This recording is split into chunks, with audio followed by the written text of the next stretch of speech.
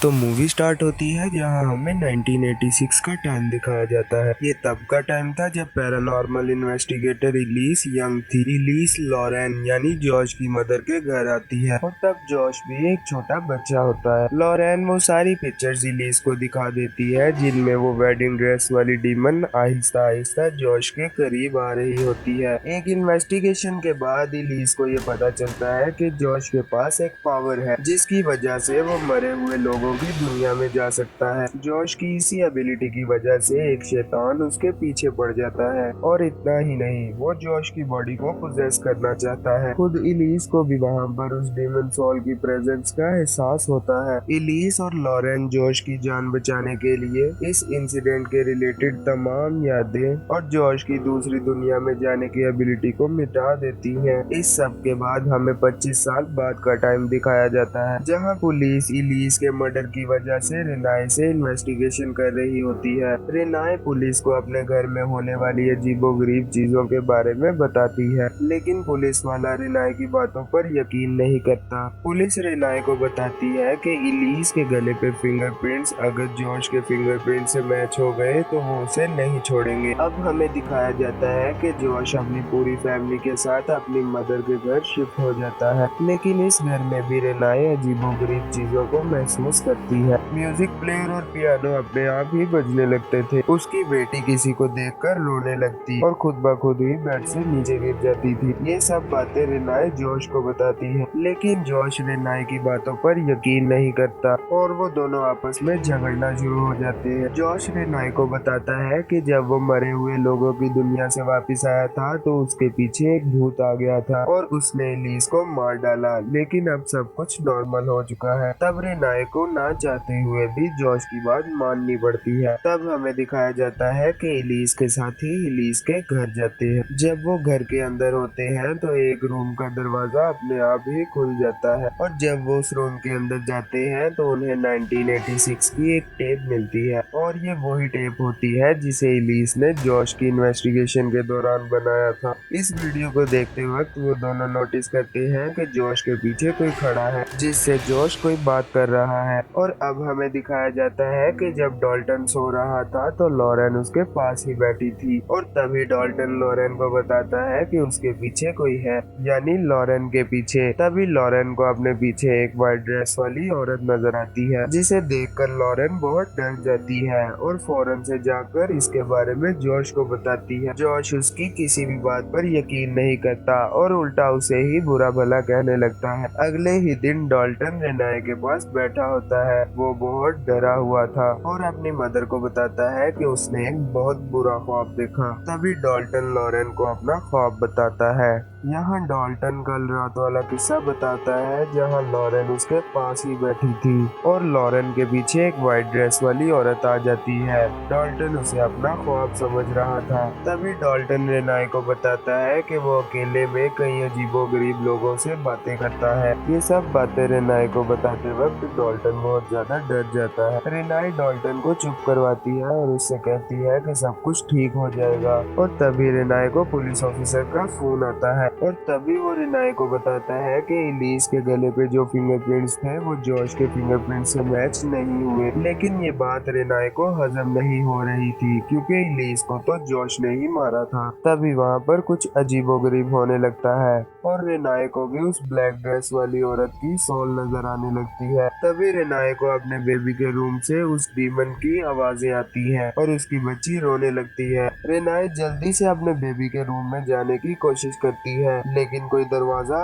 अंदर से बंद कर देता है, लेकिन किसी न किसी तरीके से रेनाए उस कमरे के अंदर चली जाती है और वो देखती है कि उसकी बेबी वहाँ पर नहीं है। और तभी रेनाए को दूसरे रूम से उस डीमन की आवाजें आती है और वो डीमन सॉल रेनाए पर अटैक कर देती है जिसकी वजह से रेनाए बेहोश हो जाती है। लॉरेन इलीस के पार्टनर पैरानॉर्मल इन्वेस्टिगेटर को बुलाती है और उन्हें बताती है कि वो डीमन सोल अभी भी उनके घर में मौजूद है और उन सब की जान को खतरा है, इसलिए वो उन दोनों से मदद मांगती है। वो लॉरेन को जॉश के बचपन की वीडियो दिखाते हैं। वो वीडियो में जूम करके जॉश के पीछे एक शैडो को दिखाते हैं। वो शैडो यंग जॉश की होती है। ये सब देखकर लॉरेन बहुत घबरा जाती है। अब वो सीनियर इन्वेस्टिगेटर एक इंस्ट्रूमेंट की मदद से इलीस की सोल से कांटेक्ट करने की कोशिश करता है। इलीस की सोल उन्हें उस हॉस्पिटल में जाने का हिंट देती है जहां लॉरेन काम किया करती थी। और अजीब बात तो ये कि वो हॉस्पिटल कई सालों से बंद पड़ा था। लॉरेन जब उस हॉस्पिटल के रूम में जाती है तो उसे एक इंसिडेंट याद आ जाता है। काफी साल पहले जब लॉरेन यहाँ काम किया करती थी तब वहाँ पर एक पार्कर नाम का पेशेंट एडमिट था जो कि नेचर वाइज बहुत अजीब था। और एक दिन जब जॉश लॉरेन के साथ वहाँ पर आया तो उसने जॉश पर अटैक कर दिया। और कई दिनों बाद लॉरेन को वही पेशेंट हॉस्पिटल की लिफ्ट में नजर आता है। और जब लॉरेन उससे बात कर रही होती है तो वो उसका कोई रिस्पॉन्स नहीं देता। तभी लॉरेन उसकी शिकायत एक नर्स से करती है कि पेशेंट पार्कर रेस्ट करने के बजाय हॉस्पिटल में इधर उधर घूम रहा है। और तभी वो नर्स लॉरेन को एक हैरान करने वाली बात बताती है कि उस पेशेंट ने 2 दिन पहले सुसाइड कर लिया और अब वो इस दुनिया में नहीं रहा। तभी हमें दिखाया जाता है कि जॉश को एक डीमन सोल उसकी फैमिली को खत्म करने की धमकियां दे रही थी। रिनाई जब होश में आती है तो वो काफी ज्यादा डरी हुई थी। जॉश उसे समझाने की कोशिश करता है लेकिन रिनाई अपनी छोटी बेटी को देखने के लिए उसके कमरे में चली जाती है और वो देखती है कि उसकी बेटी वहाँ पर सही सलामत मौजूद है। और तभी रिनाई जॉश को बताती है कि उस पर व्हाइट ड्रेस वाली डीमन ने अटैक कर दिया था। और तब भी जोश उस पर यकीन नहीं करता और उससे कहता है कि तुम उस सोल को इग्नोर कर दो। और तभी इन दोनों को पियानो के बजने की आवाज आने लगती है और जब ये दोनों वहां जाकर देखते हैं तो वहां पर कोई नहीं होता। तभी रिनाई उस पियानो पर वही म्यूजिक प्ले करती है जो पहले बज रहा था और जोश उसे वो म्यूजिक बंद करने के लिए कहता है। तभी रिनाई जोश से एक क्वेश्चन करती है और वो उससे कहती है कि गेस करो ये कौन सा सॉन्ग है। लेकिन जोश को कुछ भी याद नहीं आ रहा था। ये सब देखकर रिनाई बहुत हैरान और अपसेट हो जाती है क्योंकि ये सॉन्ग उसने सिर्फ और सिर्फ जोश के लिए ही बनाया था। दूसरी तरफ हमें दिखाया जाता है कि वो सभी पैरानॉर्मल इन्वेस्टिगेटर लॉरेन को लेकर उसी पेशेंट पार्कर के घर जाते हैं। और जब इलीस के दोनों साथी ऊपर जाते हैं तो उन्हें एक बच्चे का कमरा मिलता है। हैरानी की बात तो ये कि वहाँ पर सबके सब टॉयज लड़कियों के थे जबकि पार्कर तो एक आदमी था।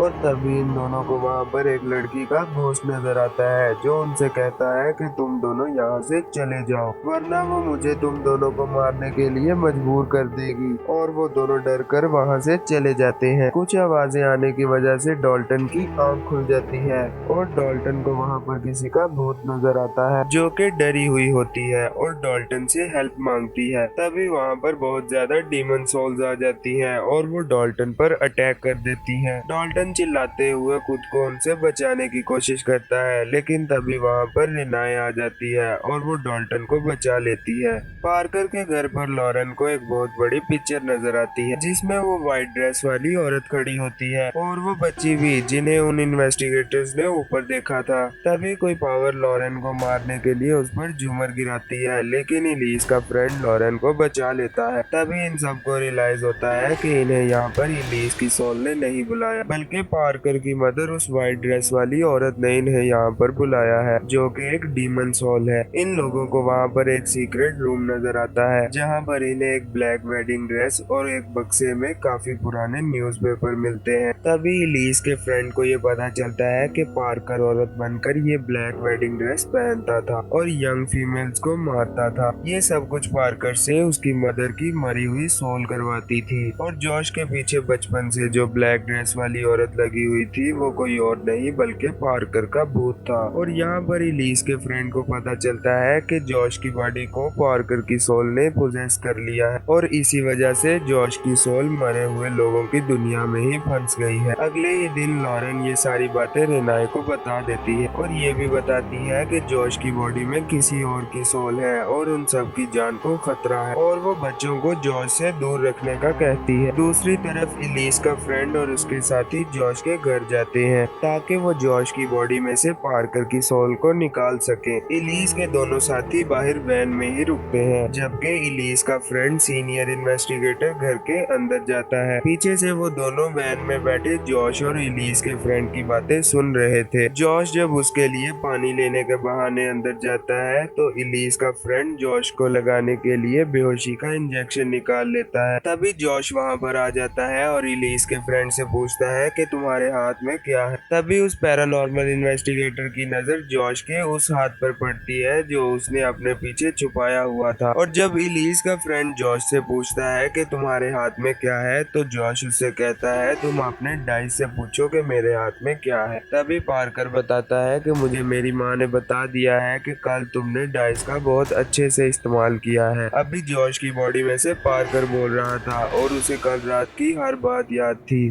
तभी इलीस का फ्रेंड वो डाइस नीचे फेंक देता है और उस पर लिखा आता है नाइफ। और तभी जॉश एक नाइफ निकाल कर इलीस के फ्रेंड पर अटैक कर देता है। ये सब सुनकर इलीस के साथी घर के अंदर जाकर उसकी हेल्प करते हैं, लेकिन जॉश किसी के भी कंट्रोल में नहीं आ रहा था और वो उल्टा उन दोनों को बेहोश कर देता है और इलीस के फ्रेंड को मार डालता है। तभी जॉश के अंदर पार्कर इलीस के एक फ्रेंड के मोबाइल से लॉरेन को मैसेज करता है ताकि लॉरेन और रेनाए घर के अंदर आ जाए। तभी हम देखते हैं कि इलीस का फ्रेंड मरे हुए लोगों की दुनिया में जॉश की सोल को देखता है और वहीं पर एक भूत जॉश को कुछ कहता है। क्योंकि जॉश जिंदा था, ना तो वो उस भूत को देख पा रहा था और ना ही उसे सुन पा रहा था। और तभी वो जॉश को बताता है कि तुम्हारी बेटी उसके कब्जे में है और फिर वो भूत जॉश के घर की तरफ इशारा करता है। तभी जॉश को वही सोल नजर आती है जो हमने चैप्टर 1 में देखी थी। फिर वो भूत घर के अंदर चला जाता है और जॉश भी उसके पीछे जाता है और घर के दरवाजे पर जोर जोर से नॉक करता है। तभी हमें दिखाया जाता है कि रात को जो जॉश के दरवाजे पर जोर जोर से नॉक कर रहा था वो कोई और नहीं बल्कि जॉश की सोल थी जो कि मरे हुए लोगों की दुनिया में फंसी हुई थी। और जब जॉश नीचे आकर चेक करता है तो जॉश की सोल घर के अंदर चली जाती है और जॉश की सोल अपनी बेटी को उस डीमन सोल से बचा लेती है। और फिर जॉश की सोल डीमन सोल से लड़ती है, लेकिन डीमन सोल जॉश की सोल से बहुत ज्यादा पावरफुल होती है। और तभी वहाँ पर इलीस की सोल आकर जॉश की सोल को बचा लेती है। तभी इलीस जॉश से कहती है कि ये तुम्हारी दुनिया नहीं, तुम अपनी दुनिया में वापस चले जाओ